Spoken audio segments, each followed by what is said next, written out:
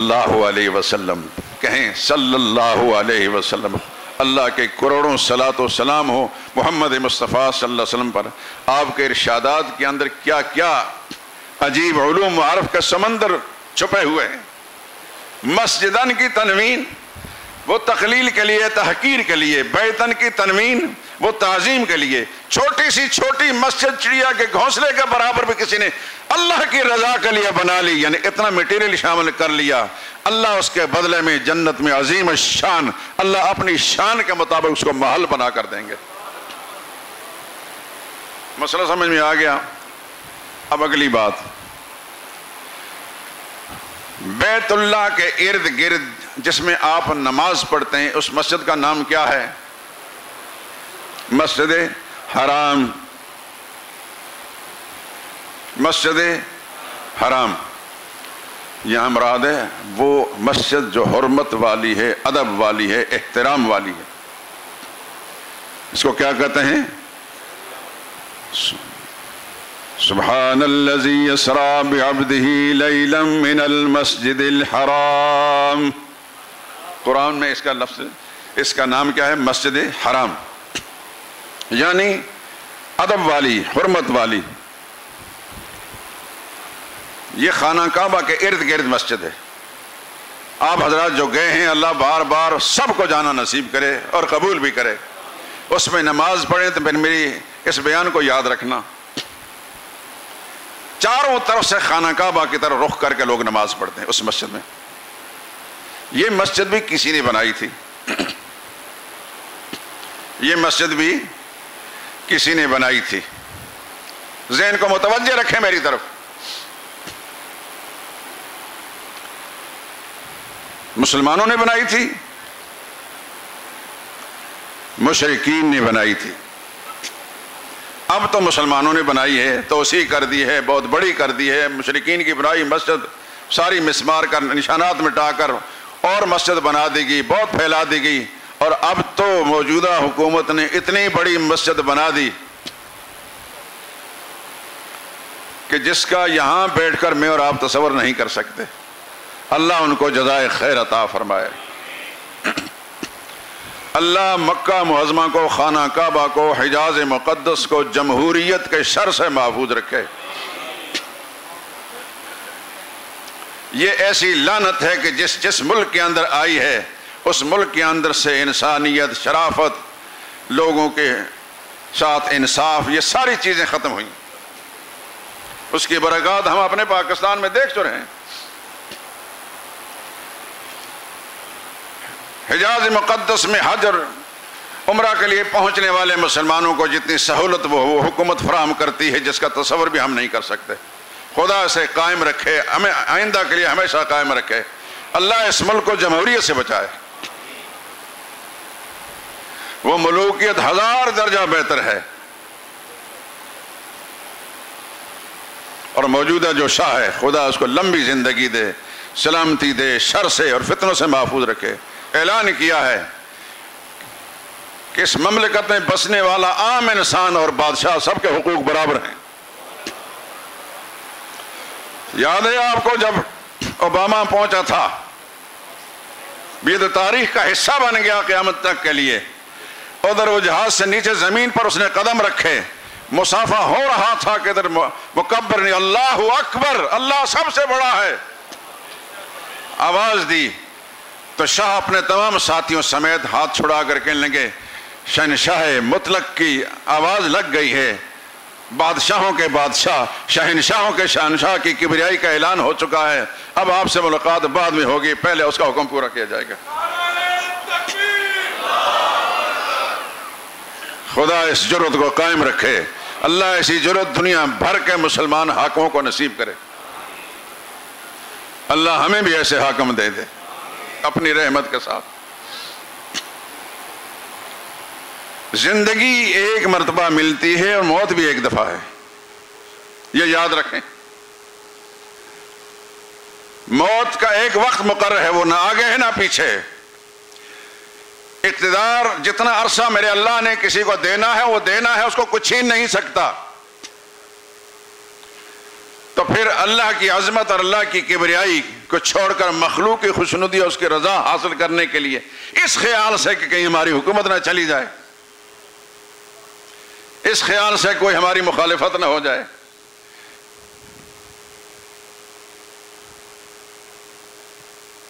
کس قدر کمزور ایمان ہے۔ جس شخص کا اس بات پر ایمان ہے کہ اللہ ہی سب کچھ کرنے والا ہے، عزت، ذلت، موت، حیات کا مالک میرا اللہ ہے، تو پھر وہ اسی عقیدے پر قائم رہتا ہے۔ کوئی دنیا کی حکومت نہ اس سے عزت چھین سکتی ہے، نہ اس کی زندگی اس سے چھین سکتی ہے۔ جتنا عرصہ میرے اللہ نے اس کو زندہ رکھنا ہے وہ زندہ رہے گا، اور جتنا عرصہ اس کو اقتدار پر رکھنا ہے وہ اقتدار پر رہے گا۔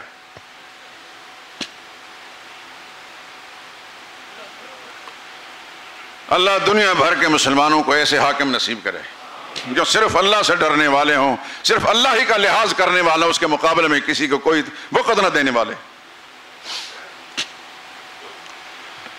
بات ہو رہی تھی مسجد حرام کی۔ مسجد حرام کی تعمیر حضور کے زمانے میں، رسول اللہ کی موجودگی میں، رسول اللہ بیچ میں تعمیر میں موجود تھے۔ نبوت سے 5 سال پہلے، 35ویں سال، رسول اللہ کی 35ویں سال عمر تھی، مشرکین مکہ نے خانہ کعبہ کے ارد گرد مسجد حرام کی تعمیر کرنے کا منصوبہ بنایا۔ بات سمجھ میں رہے کہ نہیں؟ سو تو نہیں گئے؟ جاگ رہے ہیں تو ہاتھ کھڑا کریں تاکہ مجھے پتہ چلے جاگ رہے ہیں۔ پروگرام بنایا بیت اللہ کی تعمیر کا۔ بیت اللہ کا ایک متولی تھا، اس کا نام تھا ابو وہب۔ مسجد حرام کا متولی تھا ایک، اس کا نام ابو وہب۔ اس نے چندے کی اپیل کی، اللہ کے گھر کی تعمیر کرنی ہے، چندہ اکٹھا ہونا شروع، لیکن ساتھ اس نے اعلان کر دیا کہ کوئی مشکوک پیسہ، کوئی حرام آمدن قبول نہیں کی جائے گی۔ جس شخص نے بھی کچھ دینا ہے وہ حلال کا پیسہ دے۔ تاریخ کی کتابوں میں لکھا ہے کہ غلط کاروبار کرنے والے، حرام کمائیوں والے وہ رک گئے، انہوں نے پیسہ نہیں دیا۔ چنانچہ حلال پیسہ جب چندہ جمع ہوا، اتنا تھوڑا جمع ہوا کہ سارے خانہ کعبہ کی چھت نہیں ڈالی جا سکی۔ یہ جو موجودہ بیت اللہ آپ کو نظر جس پر غلاف چڑھا ہوا ہے، اس کے ساتھ تھوڑی سی ایک چھوٹی سی دیوار ہے جس کے پیچھے سے ہو کر آپ طواف کرتے ہیں، اس دیوار کو کیا کہتے ہیں؟ حتیم۔ جزاک اللہ۔ یہ حتیم کا جو علاقہ ہے، اس کے اندر جتنی جگہ بھی ہے یہ بھی خانہ کعبہ ہے۔ یہ بھی جس وقت مشرکین نے اس کو گرا کر بنانے کا پروگرام بنایا تھا، جب گرایا تھا تو یہ سارا حصہ اس پر چھت تھی، لیکن تھی بوسیدہ۔ جب چندہ تھوڑا جمع ہوا تو پھر اس کی تعمیر کرنے کے لیے صرف اتنی جگہ جتنے میں موجودہ بیت اللہ ہے، اتنی جگہ پر چھت ڈالی جا سکی، اور پھر انہوں نے اس خیال سے کہ آئندہ حالات سازگار ہوئے تو پھر باقی حصے پر چھت ڈالیں گے، ایک چھوٹی سی دیوار پیچھے سے پھیر دی۔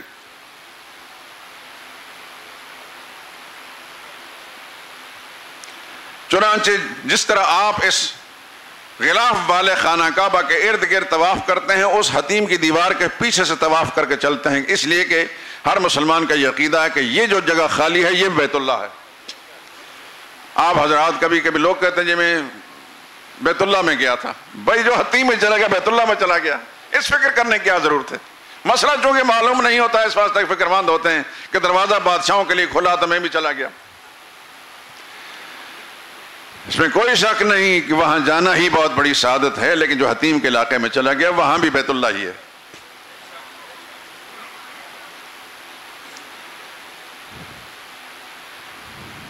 تو خانہ کعبہ کی تعمیر ہوئی کس نے کی؟ بولیں، مشرکین مکہ نے۔ کس نے کی؟ مشرکین مکہ نے۔ چندہ کس نے جمع کیا؟ مشرکین مکہ نے۔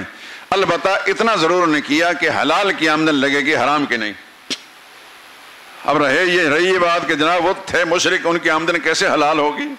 ایک آدمی کسی کا حق نہیں مارتا، محنت مشقت کر کے کمائی کرتا ہے، گو وہ کافر ہے، اس کی آمدن حلال ہے۔ اس کی آمدن حلال ہے، اور ایک مسلمان ہے ابن عن جد نسلا بعد نسل مسلمان ہے لیکن حرام کمائیاں کرتا ہے، وہ مسلمان کہلا کر بھی اس کی آمدن حرام ہے۔ میرے اور آپ کے نزدیک بیت اللہ کی عظمت ہے کہ نہیں؟ بولیں، ہے نا؟ کیا سمجھتے ہیں کہ یہ کیا ہے؟ اللہ کا گھر۔ جس طرح میں اور آپ بیت اللہ کو اللہ کا گھر سمجھتے ہیں، تمام مشرکین مکہ کے دلوں کے اندر بھی بیت اللہ کی اسی طرح عظمت تھی، وہ اس کو اللہ کا گھر سمجھتے تھے۔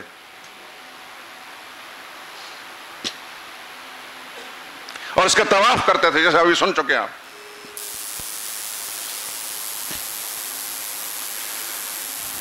اب قرآن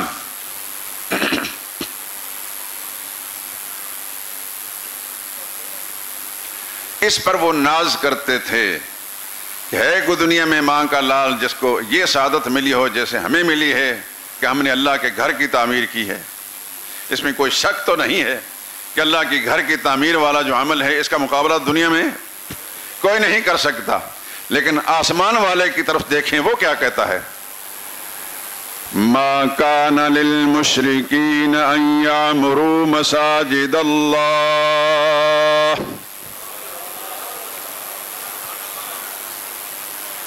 ما كان للمشركين أن يعمروا مساجد الله شاهدين على أنفسهم بالكفر أولئك حبطت أعمالهم وفي النار هم خالدون۔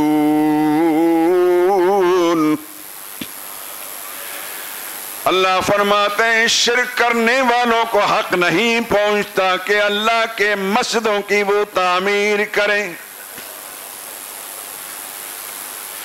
جو انسان اللہ کی ذات میں، صفات میں، حقوق میں، اختیارات میں کسی کو شریک بناتا ہے، شرک کرتا ہے، شرک کرنے کے بعد اگر وہ سمجھتا ہے کہ میں اللہ کے مسجدوں کی تعمیر کروں، اللہ فرماتے ہیں اس کو کوئی حق نہیں پہنچتا کہ میری مسجدوں کی تعمیر کریں۔ اللہ فرماتے ہیں شاہدین علی انفسہم بالکفر، انہوں نے شرک کر کے اپنے اوپر کفر کی مہر لگا دی ہے، انہوں نے شرک کر کے اپنے اوپر اپنے کافر ہونے پر کی تصدیق کر دی ہے۔ اولئک حبطت اعمالہم، توجہ، اللہ فرماتے ہیں اور ساری دنیا کے لوگوں کان کھول کر سن لو، حبطت اعمالہم، ان لوگوں کا یہ سارے اعمال برباد ہو گئے ہیں۔ یہ کس کا اعلان ہے؟ اللہ کا۔ کہاں ہے؟ سورہ توبہ میں۔ اولئک، سورہ توبہ کی آیت نمبر 17، اولئک حبطت اعمالہم، ان لوگوں کے اعمال ضائع ہو گئے، برباد ہو گئے، وفی النار ہم خالدون، اللہ فرماتے ہیں یہ خانہ کعبہ کی تعمیر کرنے والے مشرک ہمیشہ ہمیشہ کے لیے آگ میں رہیں گے۔ یہ کس کا اعلان ہے؟ بات سمجھ میں آ رہی کہ نہیں آ رہی؟ معلوم ہوا کہ کوئی نیکی بھی جب تک عقیدہ اور ایمان ٹھیک نہ ہو اللہ کے ہاں قبولیت کا درجہ نہیں پاتی۔ بات سمجھ میں آ رہی کہ نہیں؟ اس بات کو سننے کے بعد میرے دوستو مسلمان بھائیو، اپنے آپ کو ٹٹولو، اپنے حالات کا جائزہ لو۔ ہم بھی نیکیاں کرتے ہیں، ہم نے آج روزہ بھی رکھا ہے، قرآن کی تلاوت بھی کی ہے، زکوٰۃ بھی دیں گے، صدقہ و خیرات بھی کرتے ہیں، روزہ داروں کی افطاری بھی کرائیں گے اور نیکیاں بھی کریں گے، لیکن ساتھ ساتھ یہ بھی سوچ لیں، اپنے اندر کا جائزہ لیں کہ ہمارا عقیدہ اور ایمان اللہ کی ذات کے بارے میں کیا ہے۔ اللہ کی خصوصیات میں ہم کسی اور کو حصہ دار تو نہیں بناتے۔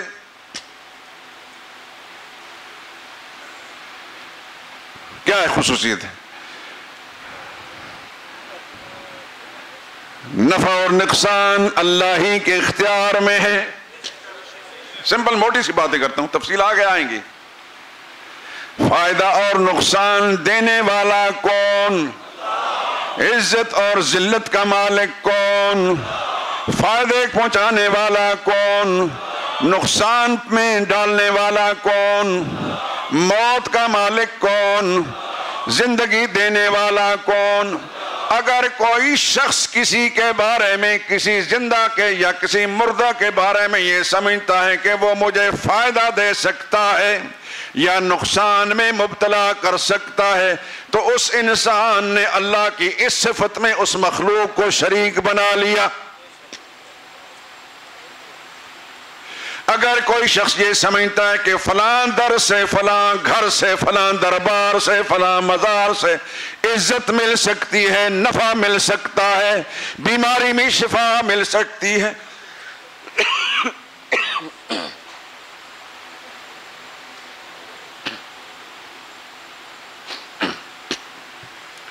تو اس شخص نے اللہ کی اس صفت میں مخلوق کو شریک بنا لیا۔ اور جو شخص اللہ کی کسی بھی خصوصیت میں کسی بھی مخلوق کو شریک بناتا ہے وہ مشرک ہے، اور مشرک کی کوئی نیکی بھی اللہ کے ہاں قبول نہیں ہوتی۔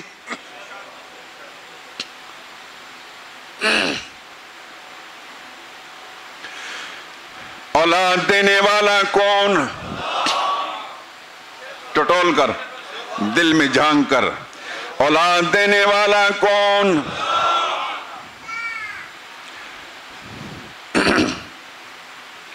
وَلِلَّهِ مُلْكُ السَّمَاوَاتِ وَالْأَرْضِ يَهَبُ لِمَن يَشَاءُ إِنَاثًا۔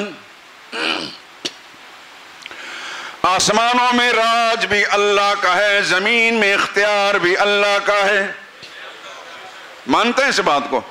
يَهَبُ لِمَن يَشَاءُ إِنَاثًا، اللہ جس کو چاہے بیٹیاں ہی بیٹیاں دے دے، ایک بیٹا بھی نہ ہو۔ وَيَهَبُ لِمَن يَشَاءُ الذُّكُورَ، اور جس کو چاہے بیٹے ہی بیٹے دے، ایک بھی بیٹی نہ ہو۔ یہ ایسا ہوتا کہ نہیں ہوتا؟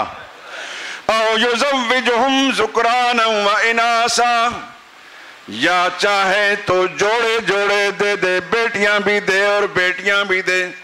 وَيَجْعَلُ مَن يَشَاءُ عَقِيمًا، اور اگر چاہے تو بانج بنا دے، نہ بیٹا ہو نہ ہی بیٹی۔ انہو علیم قدیر،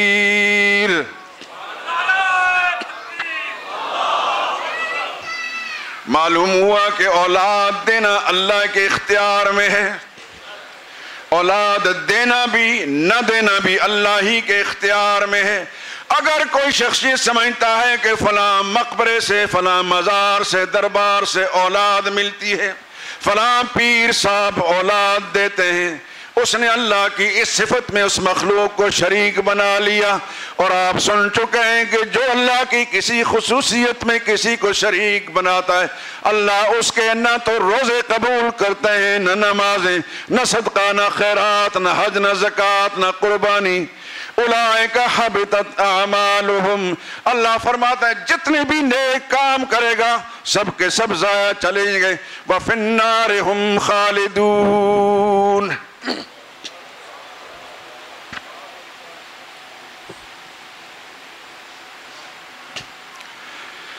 اللہ اپنی ذات میں کہو واحد لا شریک ہے، اللہ اپنی ذات میں واحد لا شریک ہے۔ واحد کا معنی اکیلا، لا شریک کا معنی کوئی شریک حصہ دار نہیں۔ اللہ اپنی صفات میں بھی واحد لا شریک ہے۔ یہ لفظ اپنے دل پر اس طرح لکھ لیں گے جیسا کہ منعکس ہوتا ہے۔ اللہ اپنی ذات میں واحد لا شریک، اللہ اپنی صفات میں واحد لا شریک، اللہ اپنے اختیارات میں بھی واحد لا شریک، اللہ اپنے حقوق میں بھی واحد لا شریک۔ یہ چار باتیں سمجھ میں آ جائیں گی، سارا عقیدہ اور ایمان اس کے اندر ہے۔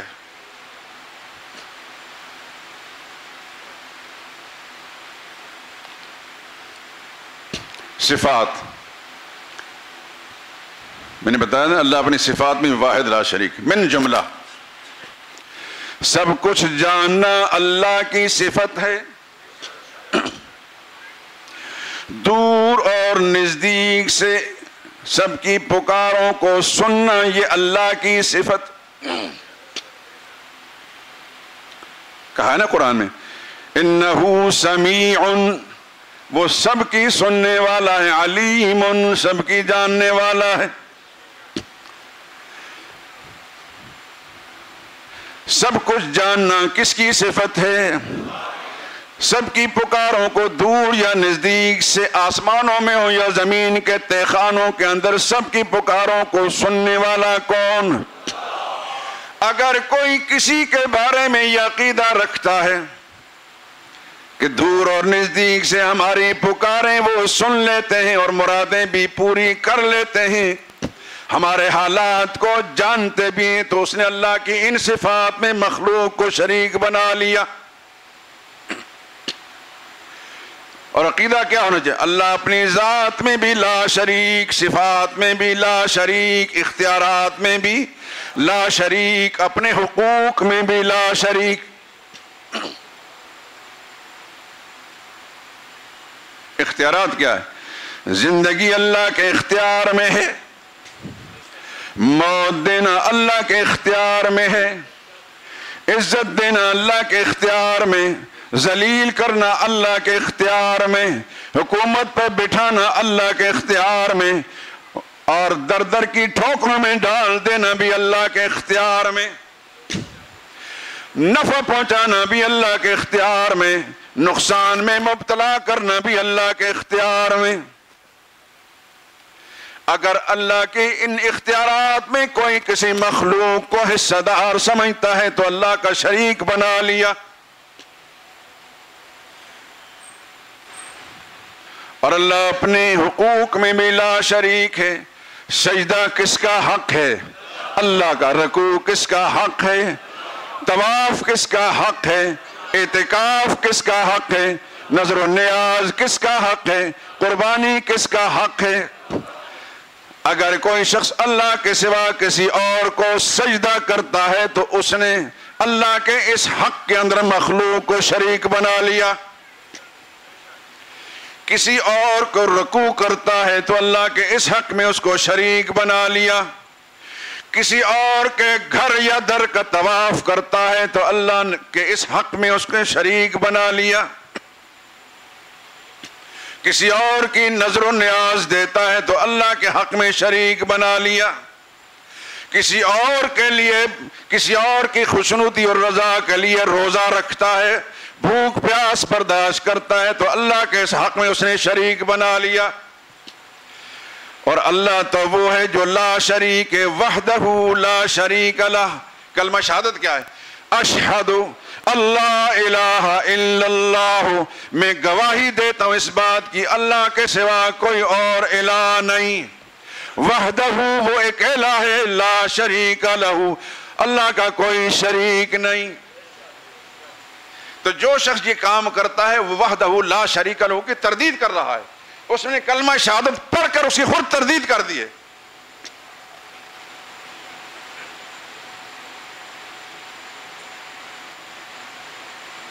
خلاصہ گفتگو کیا نکلا؟ اللہ اپنی ذات میں لا شریک، بولیں، سست ہو گئے، تھک گئے، بیان میں کر رہا ہوں، تھک آپ گئے،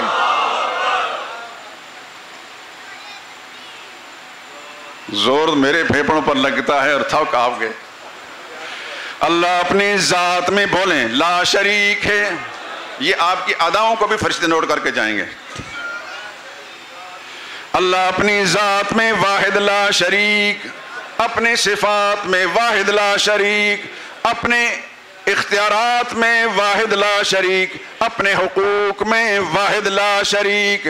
جس شخص کا ان ساری باتوں کے بارے میں یہ عقیدہ ہو، اللہ کو واحد لا شریک سمجھتا ہے، اس کا عقیدہ اور ایمان درست ہے، وہ ذرہ ذرہ نیکی کرے گا، اللہ کی بارگاہ میں جمع ہوتی جائیں گی۔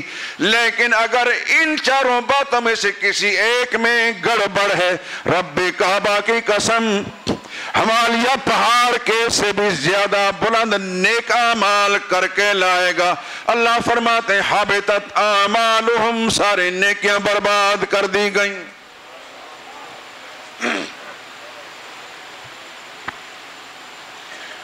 میرے مسلمان بھائیوں، میری مسلمان بہنوں، ماں اور خواتین، اپنے عقیدوں کو درست کر لیجئے۔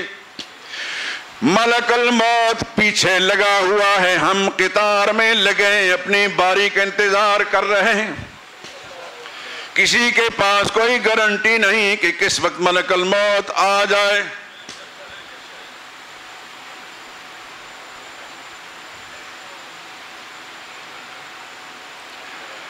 اور نہ اس کے لیے ضروری ہے کہ بیمار ہوں گے تو پھر دیکھا جائے گا۔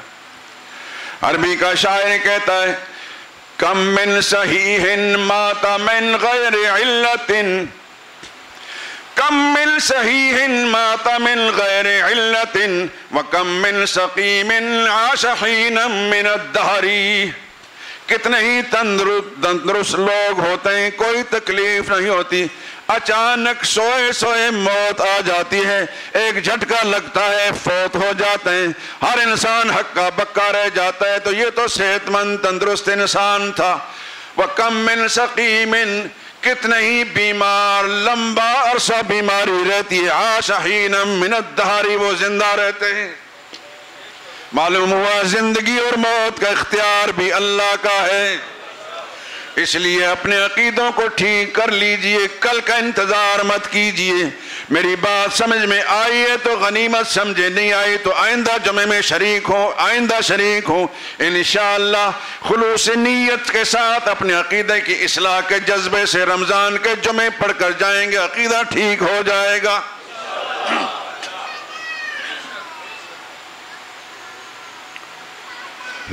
میرا بس ایک ہی نظریہ ہے کہ جذبہ ہے کہ میرے مسلمان بھائی بہنوں کے عقیدے ٹھیک ہو جائیں، اپنی آخرت سنوار جائیں اللہ کے سامنے تو سرخرو ہو کر جائیں، ذلیل و خوار ہو کر نہ جائیں۔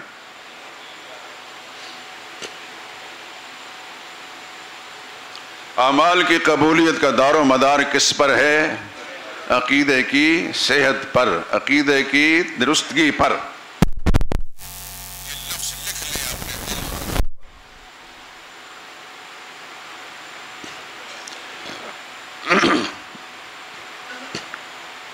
سرور عالم صلی اللہ علیہ وسلم جانتے ہیں آپ؟ بولے نہیں، معلوم نہیں جانتے۔ جانتے ہوتے تو ایک دم ہوشیاری کیوں نہیں آیا کہ آقا نامدار صلی اللہ علیہ وسلم کا ذکر مبارک ہوا ہے۔ سرور کائنات صلی اللہ علیہ وسلم کا رتبہ اور مقام اللہ کے نزدیک سب سے اونچا، لیکن ایک شخص رسول اللہ کا رشتہ دار تھا۔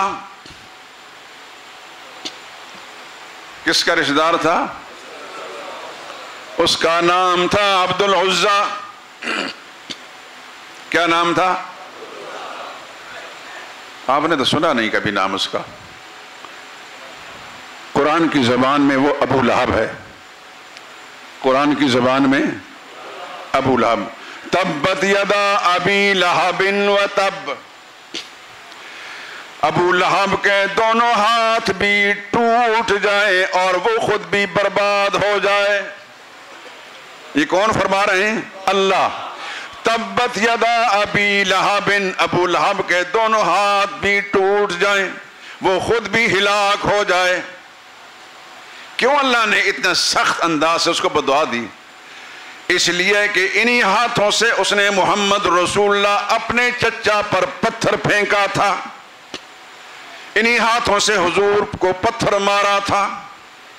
اللہ کو اس کا یہ عمل اس قدر ناپسند آیا کہ نبی کا رشتہ دار ہونا اس کا بھی لحاظ نہیں رکھا، نبی کی رشتہ داری کا بھی لحاظ نہیں رکھا۔ اب سوچے ہوں گے کہ رسول اللہ کو کیوں پتھر مارا تھا؟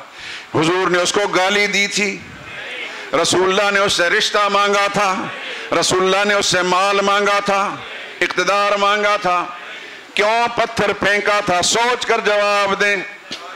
رسول اللہ نے فرمایا تھا میرے چچا جان کہو لا الہ الا اللہ، اللہ کے سوا کوئی عبادت اور پکار کے لائق نہیں، یعنی دوسرے لفظوں میں کے لیے میرے چچا عقیدہ توحید ٹھیک کر لو، کامیاب ہو جاؤ گے۔ اس نے پتھر اٹھا کر مارا۔ وہ کیا تھا؟ حضور کا کیا لگتا تھا؟ سگا چچا، سگا چچا۔ کئی لوگ جہالت کے ابو جہل کو بھی حضور کا چچا بنا دیتے ہیں. ابو جہل چچا نہیں تھا، ابو لہب چچا تھا، ابو طالب چچا تھا، حضرت حمزہ چچا تھے، حضرت عباس چچا تھے. دو مسلمان تھے، دو مشرک تھے. ویسے یہ سارے 10 بھائی تھے. سب سے بڑے بھائی کا نام تھا حارث.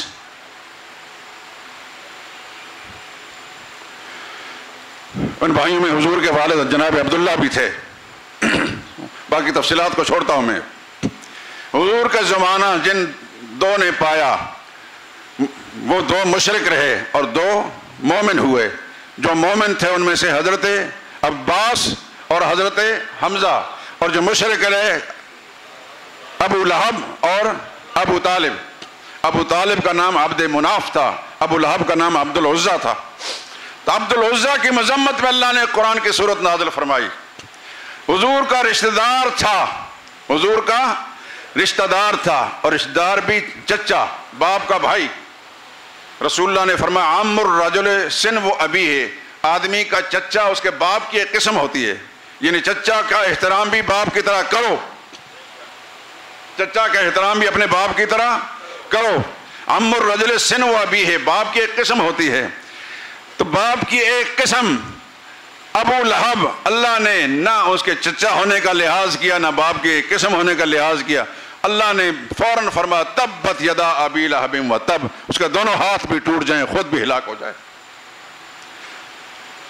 اس کی مذمت کیوں کی اللہ نے؟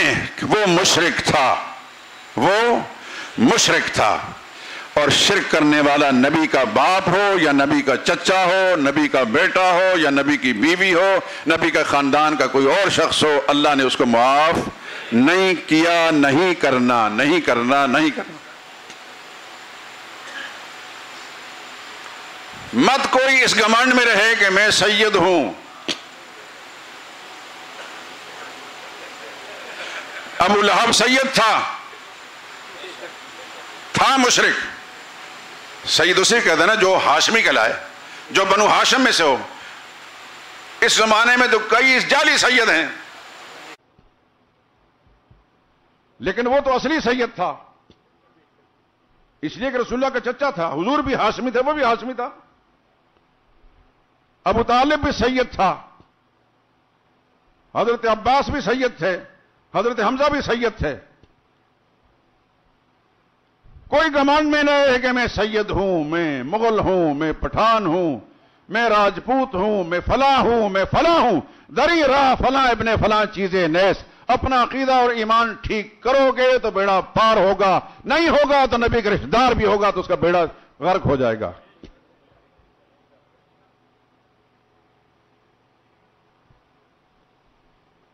ساری گفتگو کا خلاصہ کیا ہے؟ عقیدہ اور ایمان، اسی پر دار و مدار ہے. بات سمجھ میں آئی کہ نہیں آئی؟ خدا کرے کہ سمجھ میں آ جائے. اللہ کرے آپ کو سمجھ میں آ جائے، آپ کے دل میں یہ بات اتر جائے اور آپ اللہ کے سامنے، میں نے اور آپ سب نے جانا ہے، اور وہاں جائیں تو پھر سرخ روح ہو کر جائیں. موت اگر ہماری آئے تو ذلت کی موت نہ ہو، راحت کی موت ہو. ذلت کی موت مشرک کی موت ہوتی ہے. مشرک کو خدا کا فرشتے پٹائی کر کر کے اس کی روح نکالتے ہیں، اس سختی کے ساتھ روح نکالتے ہیں. حدیث میں حضور نے اس کی مثال دی کہ جس طرح زندہ جانور کی کھال ادھیڑی جاتی ہے، اس کی ادھڑتے وقت کھال جو کھودڑ رہی ہوتی ہے اس کو جتنی تکلیف ہوتی ہے اس سے کہیں زیادہ جو ہے کسی مشرک انسان کو جب فرشتے اس کی روح نکال رہے ہوتے ہیں اس کو تکلیف ہوتی ہے. اللہ اس ذلت والی موت سے سب کو محفوظ فرمائے. عزت کی موت اور مومن کی موحد کی موت کس طرح ہوتی ہے؟ ایک مشک میں پانی بھرا ہوا مشکیزے والا جب اس کے مشکیزے کا منہ کھول دیتا ہے تو جس آسانی اور روانی سے پانی نکل جاتا ہے بغیر کسی مشقت کے، ایک مومن کی روح اس آسانی کے ساتھ نکلے گی. میں نے دونوں صورتیں آپ کے سامنے رکھ دی ہیں. موحد کی موت اور راحت کی موت ہوگی، مشرک کی موت ذلت کی موت ہوگی. خدا سب کو ذلت کی موت سے محفوظ فرمائے. سبحانک اللہم و بحمدک لا الہ الا انت. یہ احکام رمضان المبارک ایک پرچہ پمفلٹ باہر سے آپ کو مل جائیں گے، مل کر ساتھ لے جائیں، لیکن خدا کے لیے اس کے ایک ایک حرف کو بار بار پڑھیں. یہ کئی سالوں سے شائع ہو رہا ہے اور مجھ سے لوگ مسئلہ پوچھتے ہیں کہ فلاں مسئلہ کیسے. میں نے کہا پمفلٹ نہیں پڑھا. کہتے پڑھا تو تھا. کیا پڑھا تھا؟ اس کو غور سے پڑھیں، اس میں سارے رمضان کے مسائل انشاءاللہ آپ کو مل جائیں گے. پھر بھی نہ سمجھ میں آیا تو کسی عالم سے پوچھ لینا. رمضان کیسے گزاریں، ایک کتابچہ بڑے سلیقے سے کسی نے ترتیب دیا ہے، بہت خوبصورت عبارت سے مل جائے گا آپ کو۔ حضرت مجدد الفسانی رحمۃ اللہ تعالیٰ کے مکتوبات ہندوستان میں ایک عالم نے فارسی زبان کے مکتوبات کو اردو زبان میں تلخیص کی تھی، اور وہ کئی سال پہلے چھپا ہے۔ کتنے نسخے اس کے؟ تھوڑے سے نسخے ہیں، غنیمت سمجھ کر لے لیں، یہ ہیرے اور جواہرات ہیں، گھر کے اندر رکھیں، اللہ تعالیٰ سمجھتا ہے۔